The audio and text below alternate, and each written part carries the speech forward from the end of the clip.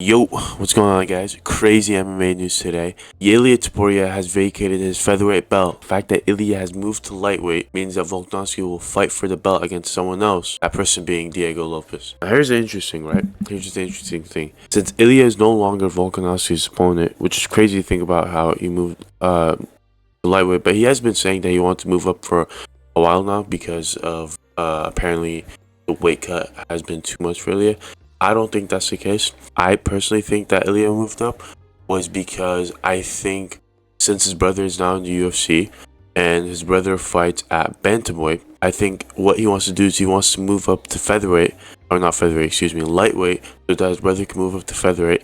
And that's because Merab, who's like practically brothers with the Topuria brothers, Merab, who's like best friends, like the closest you'll ever get with someone, fights at bantamweight. So, and to avoid Ilia, or I think it's Alexander, I think that's his name, to avoid Ilia's older brother, excuse me, from fighting Merab, he's going to have his brother move up to featherweight, and then Ilia will fight at lightweight. So that way, there's no conflict between them. I know that if it really came down to it, and if Ilia's brother doesn't decide to move up, he can just, Ilia's brother can do what Merab did with Aljo and just avoid fighting him until one of them moves up. But the problem with that would be Merab just got the title. Well, he just defended the title for his first time, and he still has a bunch of fights at bantamweight that he can do.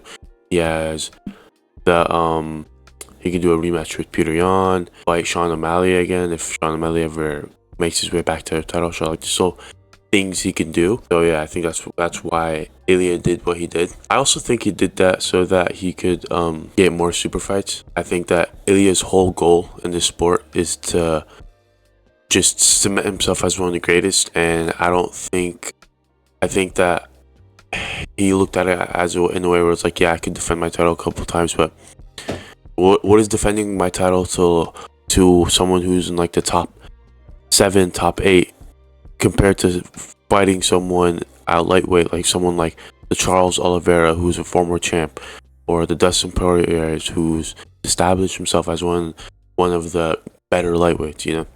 I think that's why Ilia, I think it's a factor of those two. I'm not like, obviously in terms with the whole brother Merab situation, that's just more of what I personally think. I don't think that has been established, but I definitely think for him wanting to have super fights is definitely a main reason why he moved up. And I mean, it works out on his favor because let's just say he moves up to lightweight, he beats up someone like Dustin, right? Or he beats up someone like Charles and then gets the title fight, but then loses the title fight. You know, it doesn't really affect him all that much negatively, or it doesn't affect him all that much because he can just move back down to featherweight, fight for the title, win the title in my opinion, and then just continue off where he left off. So after Dana White, because this is all on Dana White's live, usually you do announcement videos, but this time around he wanted to do Instagram live, which I thought was kind of cool. And then he announced, that was one of the fights he announced. He also announced Michael Chandler versus Paddy Pimblett, which is, a lot of people didn't like it. I thought it was a great fight. I think this fight is sick because originally, we heard rumors that Michael Chandler was going to fight Armin Surikin, because Armin was no longer getting the title shot since he pulled out of his fight against Islam. So Dana White was going to make him fight one more time or 2 more times. I'm not really sure how many times Dana White was going to make Armin fight before he gets the title shot again, but that's besides the point.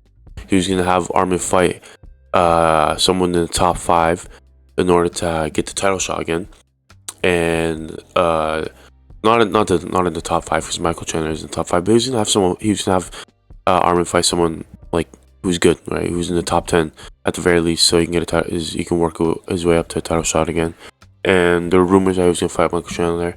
Everyone hated that idea because it was like, how could someone like Michael Chandler, who just came off a loss to Charles Oliveira, get another chance at facing a high-ranked opponent, possibly winning and getting a title shot, right?